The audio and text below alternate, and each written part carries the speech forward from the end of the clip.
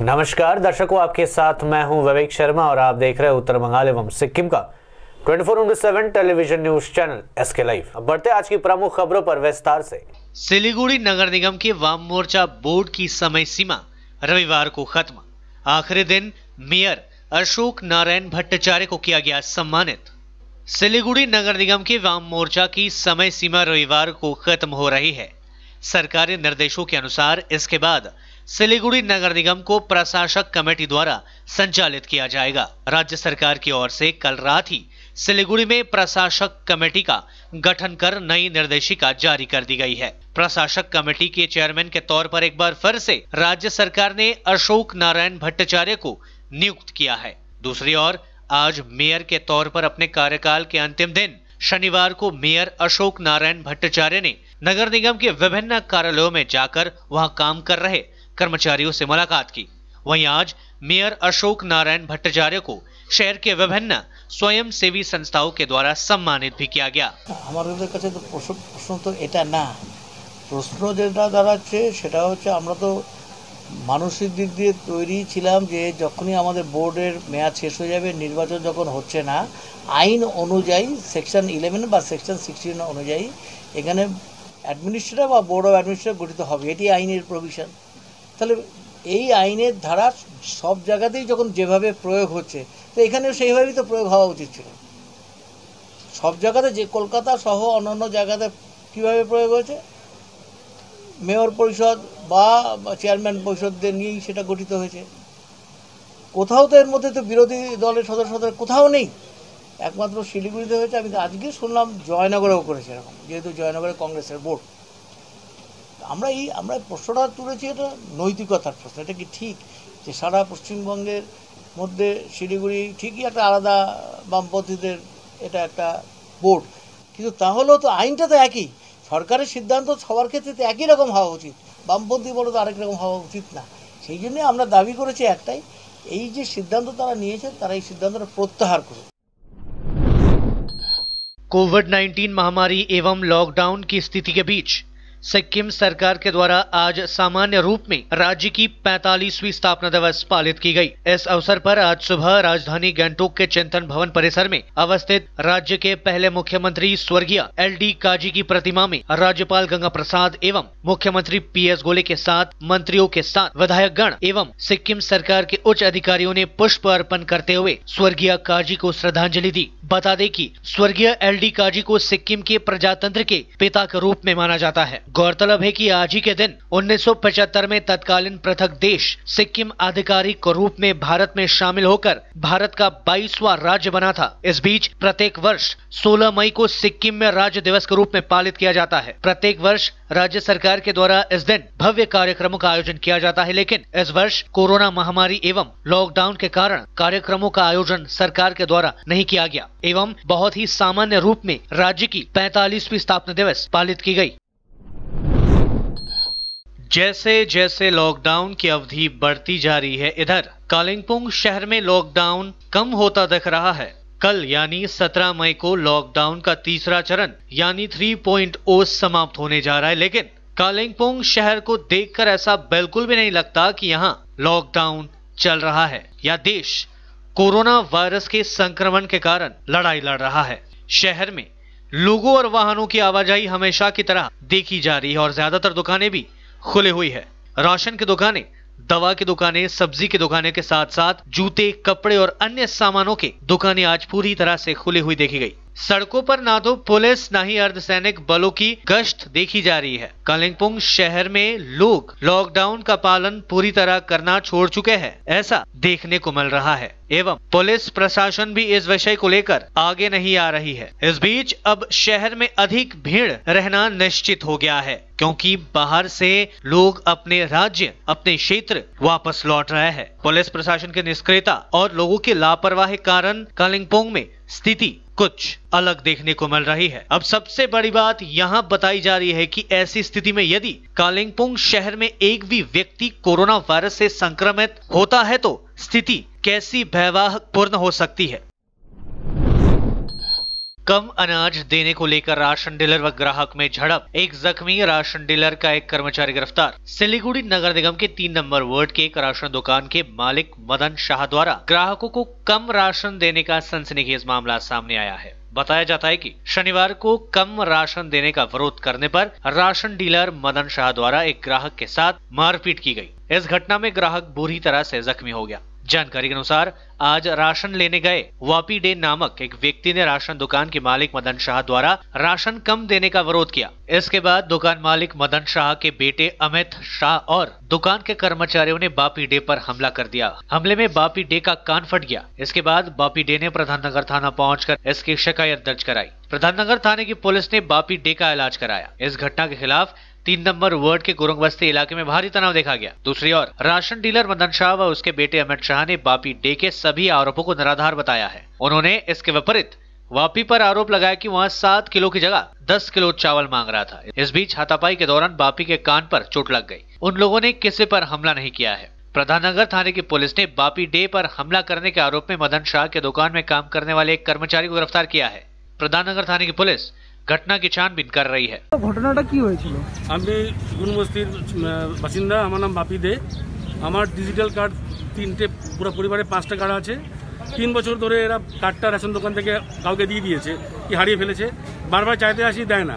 লাস্টে 2টো কার্ড দিয়েছে বাবা ভাইয়ের, আমার বউয়ের আর মেয়ের কার্ড দেয়নি। কিন্তু রেশন আমরা বলা পরে রেশন দেয়। আজকে যখন রেশন নিতে এসেছি আমাকে 5 কিলো করে চাল দিচ্ছে, কিন্তু আমার কার্ডে হিসাব মতো 7 কিলো করে পাই। সেটাই আমি এই ওনার মদন শাহকে বলছি যে আপনি 5 কিলো 7 কিলো জায়গায় 5 কিলো করে কেন দিচ্ছেন চাল, যেহেতু আমি 7 কিলো করে পাবো।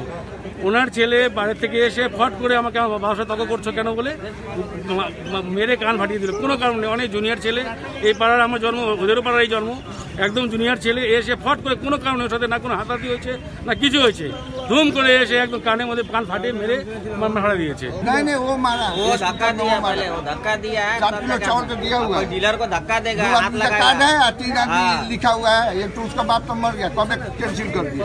वो बोलने से तो बोलेगा मिला हुआ है, मतलब स्लिप में तो है ही लिखा हुआ है। नाबालिग से दुष्कर्म करने का आरोपी गिरफ्तार। कालचिनी थाने की पुलिस ने अलीपुरद्वार जिले के कालचिनी चूयापाड़ा चाय बागान में नाबालिग से दुष्कर्म के आरोपी को गिरफ्तार कर लिया है। बता दें कि कालचिनी चूयापाड़ा चाय बागान की एक नाबालिग लड़की के साथ इसी इलाके का रहने वाला रमेश उरांव ने डरा धमका कर लंबे समय तक दुष्कर्म करता रहा। घटना के प्रकाश में आने के बाद 2 मई को इस बारे में पीड़िता के परिवार वालों की ओर से कालचिनी थाने में आरोपी रमेश उरांव के खिलाफ मामला दायर किया गया था। जांच में जुटी पुलिस ने कल रात आरोपी रमेश उरांव को गिरफ्तार कर लिया। शनिवार को उसे अलीपुरद्वार अदालत में पेश किया गया।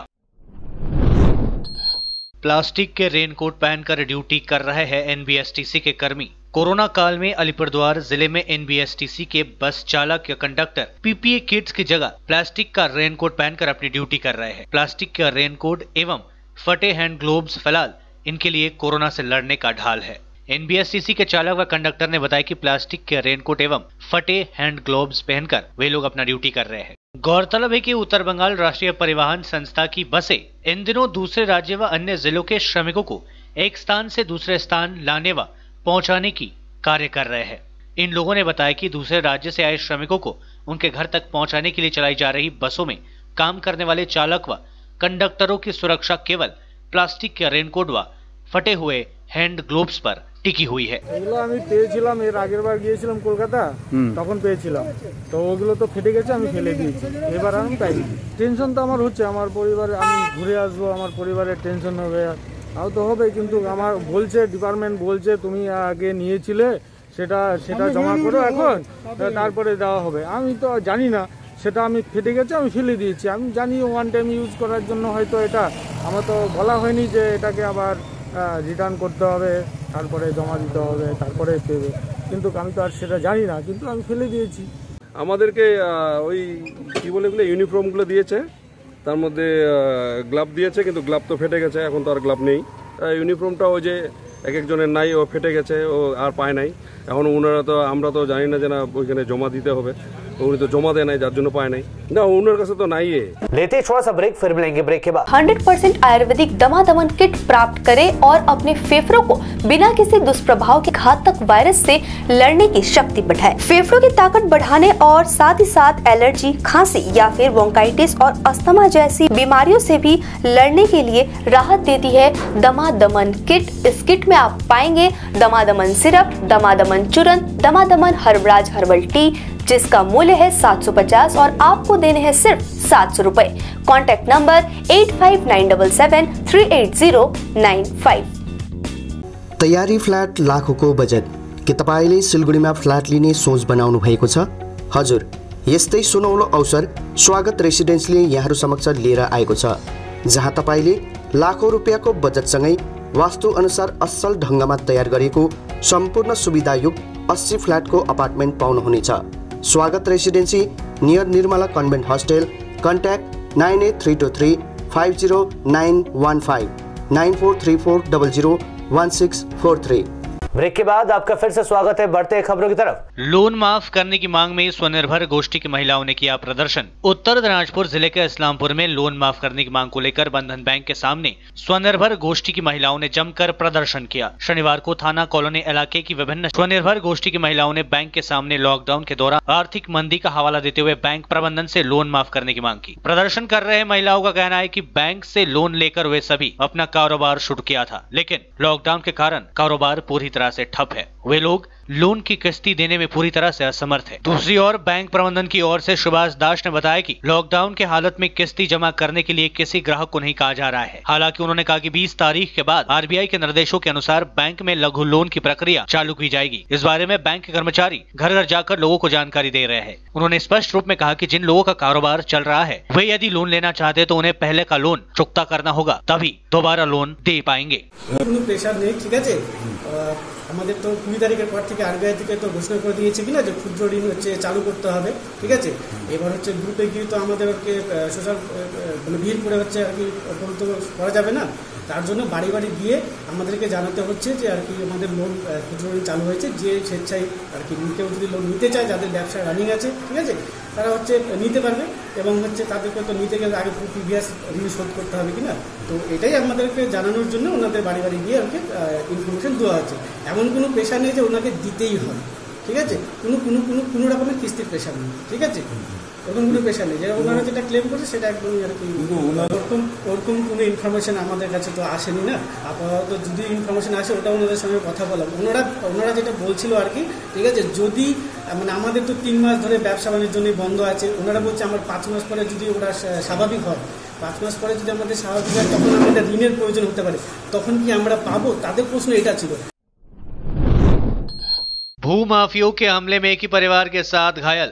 जमीन विवाद को लेकर 2 गुटों में हुए संघर्ष में 2 महिला समिति के परिवार के 7 लोग घायल हो गए हैं। उत्तर दिनाजपुर जिले के चोपड़ा थाने के दासपाड़ा इलाके के कोलगांव में शनिवार सुबह इस घटना को लेकर पूरे इलाके में हड़कंप मच गया। घटना के बाद घायलों को निकट के स्वास्थ्य केंद्र ले जाया गया, जहां कुछ की हालत अधिक बिगड़ने पर उन्हें अस्पताल रेफर कर दिया गया। पुलिस घटना की जांच शुरू कर दी है। बताया जाता है कि जमीन पर कब्जे को लेकर इस घटना को अंजाम दिया गया। जानकारी के अनुसार कुछ भूमाफियों ने गांव की जमीन पर जबरन कब्जा कर वहां घर बनाने की तैयारी कर रहे थे। इसी दौरान अजरुल इस्लाम नामक व्यक्ति अपने परिवार वालों के साथ खुद के जमीन का मालिक बताते हुए वहां पहुंचा और इसका विरोध किया। तभी भूमाफियों ने लोहे का रॉड व धारदार हथियार से उन पर हमला कर दिया। अजरुल इस्लाम ने बताया कि पुलिस प्रशासन को इस बारे में सूचित करने पर कोई भी लाभ नहीं हुआ। पुलिस मौके पर पहुंची लेकिन पूरी तरह निष्क्रिय दिखी। आज के মানে আমি রোকতে গেছিলাম, বাড়ি বানাচ্ছিল, বাড়ি বানাচ্ছিল, আমরা রোকতে গেলাম। আমাদের আরএসের জমি, আমরা অংশীদার সবাই। আমাদের জমিগুলো, আমাদের জমিতে ওরা জোর জুলুম করতেছিল কাজ। शराब के ठेके पर महिलाओं ने किया हंगामा, तोड़फोड़। उत्तर दिनाजपुर जिले के कालियागंज थाने के पूर्व भांडार गांव में शनिवार को महिलाओं ने देशी शराब के खिलाफ अभियान चलाकर शराब के ठेके तोड़ दिए। प्रमिला वाहिनी के बैनर तले चलाए गए इस अभियान में शामिल महिलाओं ने बताया कि लॉकडाउन के दौरान सरकार व प्रशासन की ओर से लोगों को घरों में रहने की नसीहत दी जा रही है, पर गाँव में शराब खरीदने के लिए चोरी छिपे बाहर से लोग आ रहे हैं। बाहरी लोगों के गांव में घुसने से इलाके के लोगों में काफी दिक्कतें हो रही है। ऐसे लोगों से संक्रमण फैलने का संभावना बना रहता है। আমরা এসেছি বর্তমানে করোনার আক্রান্ত চলছে, বাইরে থেকে বিভিন্ন জায়গা থেকে লোক আসছে, সাইকেল মোটরসাইকেল মারুতি পর্যন্ত আসে এখানে, এমন জাম হয়ে যায় এখানকার যে গাড়ি ঘোড়ার ব্যবস্থা।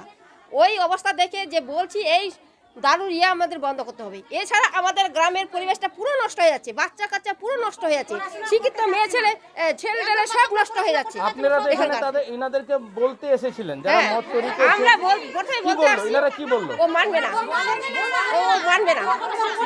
কি বলছে? ও বলছে আমি বন্ধ করব না। वीरान पड़ा है मालदा का व्यस्ततम शरत चंद्र बाजार। दूसरे राज्य से आने वाले श्रमिक ने की थी खरीदारी, बाद में पाया गया कोरोना संक्रमित, लोगों में दहशत का माहौल। मालदा के सबसे बड़े एवं व्यस्त बाजारों में से एक सरद चंद्र मार्केट इस वक्त वीरान पड़ा हुआ है। बताया जा रहा है कि दूसरे राज्य से आए एक श्रमिक इस बाजार में खरीदारी की थी, बाद में वह कोरोना संक्रमित पाया गया। इस घटना के प्रकाश में आने के बाद दुकानदार आतंकित है और बाजार को अनिश्चितकाल के लिए बंद कर दिया है। वहीं जिला प्रशासन व स्वास्थ्य विभाग उस कोरोना मरीज के संपर्क में आने वाले सभी व्यक्तियों की पहचान कर उसके सैंपल की जांच में जुट गया है। 11 मई को ओल्ड मालदा ब्लॉक में दूसरे राज्य से 2 श्रमिक लौटे थे जिनके रिपोर्ट्स पॉजिटिव आई। इनमें से एक जलागांव का रहने वाला है।